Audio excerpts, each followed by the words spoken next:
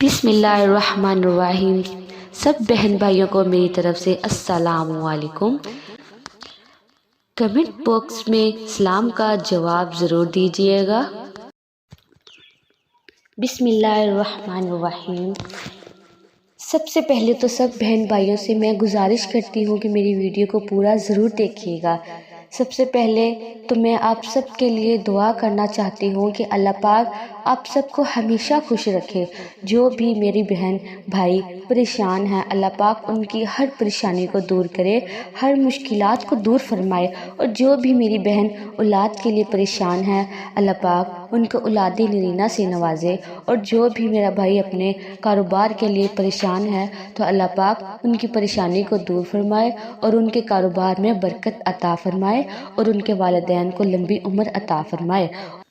اور جو بھی اپنی بہن کے رشتے کے لیے پریشان ہے، اللہ پاک ان کی بہنوں کے نصیب اچھے فرمائے، اللہ پاک سب کی بیٹیوں اور بہنوں کے نصیب اچھے فرمائے۔ تو چلتے ہیں آج کی سب سے خوبصورت ویڈیو کی طرف۔ آج کی ویڈیو بہت ہی خوبصورت ہے اور دلچسپ ہے۔ میں آپ سب بہن بھائیوں سے پھر سے گزارش کرتی ہوں کہ پلیز میری ویڈیو کو پورا ضرور دیکھیے گا۔ اگر آپ کو ویڈیو اچھی لگی ہو تو پلیز کمنٹ میں ضرور بتائیے گا کہ آپ کو میری ویڈیو کیسی لگی ہے۔ تو چلتے ہیں پھر آج کی ویڈیو کی طرف۔ بسم اللہ الرحمن الرحیم۔ اسلامک میڈیا آفیشیل کے معزز ناظرین، السلام علیکم۔ امید کرتی ہوں کہ آپ سب ٹھیک ہوں گے، خیر و عافیت سے ہوں گے۔ تو چلتے ہیں آج کی بہت ہی دلچسپ ویڈیو کی طرف۔ مرد اور عورت کی نماز میں فرق کا ثبوت۔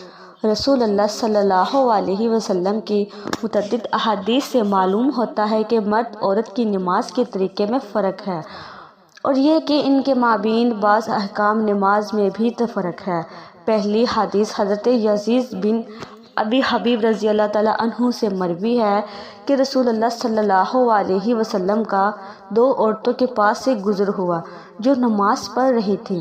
آپ صلی اللہ علیہ وسلم نے فرمایا کہ جب تم سجدہ کرو تو اپنے جسم کا بعض حصہ زمین سے ملا لیا کرو، کیونکہ عورت اس میں مرد کی طرح نہیں ہے۔ اس حدیث سے معلوم ہوا کہ عورت کو سجدے میں زمین سے مل کر اور دبی دبی نماز پڑھنی چاہیے، جبکہ مرد کے لیے یہ طریقہ ہے کہ اس کے تمام اعضاء کھلے کھلے ہوں۔ معلوم ہوا کہ مرد اور عورت کی نماز میں فرق ہے۔ یہ روایات صحابیہ واسطہ مذکور نہ ہونے کی وجہ سے مرسل حدیث جمہور علماء وائمہ کے نزدیک مقبول ہے۔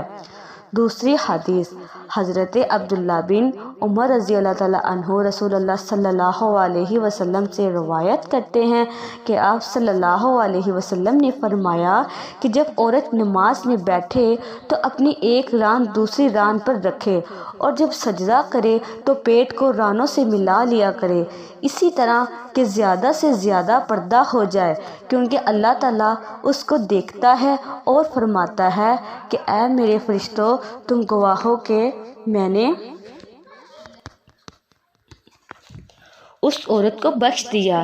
اس میں عورت کے سجدے اور جلسے کا طریقہ بیان کیا گیا ہے کہ سجدے میں رانوں کو پیٹ سے ملا کر رکھنا چاہیے، اور اس کی تائید گزشتہ حدیث سے بھی ہوتی ہے کہ اس میں بھی سجدے میں زمین سے ملے رہنے کا حکم دیا ہے، اور جلسے میں رانوں کو ایک دوسرے سے ملا کر اسی طرح رکھنے کا حکم ہے کہ ایک ران دوسری ران پر ہو۔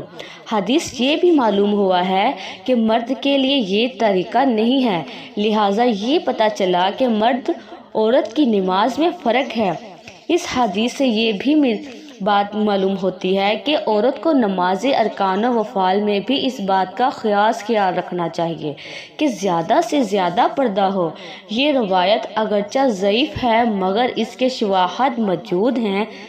تیسری حدیث حضرت ابن عمر رضی اللہ تعالیٰ عنہ سے سوال کیا گیا کہ رسول اللہ صلی اللہ علیہ وسلم کے زمانے میں عورتیں نماز کس طرح پڑھتی تھیں؟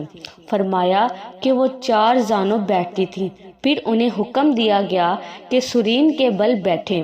اس حدیث سے معلوم ہوا کہ عورت کو نماز میں مرد کی طرح پیر بچھا کر نہیں، لیکن بلکہ سرین کے بل زمین پر بیٹھنا چاہیے، جبکہ مرد کے لیے یہ طریقہ ہے کہ اپنا ایک پیر بچھا کر اس پر بیٹھ جائے۔ اس سے پتہ چلتا ہے کہ مرد اور عورت کی نماز میں فرق ہے۔ یہ بھی معلوم ہوتا ہے کہ عورتوں میں نماز کا یہ طریقہ رسول اللہ صلی اللہ علیہ وسلم کے حکم سے ہے۔ اس حدیث کی سند کا معاملہ یہ ہے کہ اس کو امام ابو حنیفہ رحمۃ اللہ علیہ نے حضرت نافع رحمۃ اللہ علیہ سے اور نافع رحمۃ اللہ علیہ نے ابن عمر رضی اللہ تعالیٰ عنہ سے روایت کیا ہے، اور یہاں تک کہ سند بلا شبہ صحیح ہے اور اعلیٰ درجے کی ہے۔ چوتھی حدیث حضرت عائشہ صدیقہ رضی اللہ تعالیٰ عنہ سے مروی ہے کہ رسول اللہ صلی اللہ علیہ وسلم نے فرمایا کہ عورت کی نماز بغیر اوڑھنے کے اللہ تعالیٰ قبول نہیں کرے گا۔ ابن حجر اسقلانی رحمۃ اللہ علیہ بلوغ المرام میں فرماتے ہیں کہ ابن خزیمہ رحمۃ اللہ علیہ نے اس حدیث کو صحیح قرار دیا ہے۔ یہ حدیث صاف و صریح طور پر بتا رہی ہے کہ عورت کی نماز اوڑھنے کے بغیر مقبول نہیں ہوتی، لہٰذا اس کو اوڑھنے سے پورا سر ڈھانپ لینا چاہیے۔ حالانکہ مرد کے لیے یہ حکم نہیں ہے، بلکہ علماء نے اس حدیث کی روشنی میں فرمایا ہے کہ عورت کو پورا بدن سوائے چہرے اور ہتھیلیوں کے مستوروں پوشیدہ ہونا چاہیے، ورنہ نماز نہیں ہوتی۔ اس سے معلوم ہوا کہ مرد و عورت کے بعض احکام کی طرح نماز کے احکام بھی مختلف ہیں۔ پانچویں حدیث حضرت عبداللہ بن مسعود رضی اللہ تعالیٰ عنہ سے روایت ہے کہ رسول اللہ صلی اللہ علیہ وسلم نے فرمایا، عورت کی نماز گھر کے اندر دلان میں افضل ہے اس نماز سے جو صحن میں ہو، اور اس کی اندر کی کوٹھری میں نماز افضل ہے اس نماز سے جو دلان میں ہو۔ اس حدیث میں بتایا گیا ہے کہ عورت کے لیے گھر میں نماز پڑھنا بہتر ہے، اور گھر میں بھی جو حصہ جتنا اندر اور مستور ہو وہ اس کے لیے افضل ہے۔ جبکہ یہ معلوم ہوا ہے کہ مرد کے لیے فرائض کی ادائیگی مسجد میں افضل ہے۔ چنانچہ حضرت ابن مسعود رضی اللہ تعالیٰ عنہ ہی فرماتے ہیں کہ ہمیں رسول اللہ صلی اللہ علیہ وسلم نے سنہ ہدیٰ کی تعلیم دی، اور بلا شبہ میں سے ایک ایسی مسجد میں نماز پڑھنا بھی ہے جہاں اذان ہوتی ہے۔ اس سے معلوم ہوا کہ مرد عورت کے درمیان بعض احکام نماز میں بہت فرق ہے۔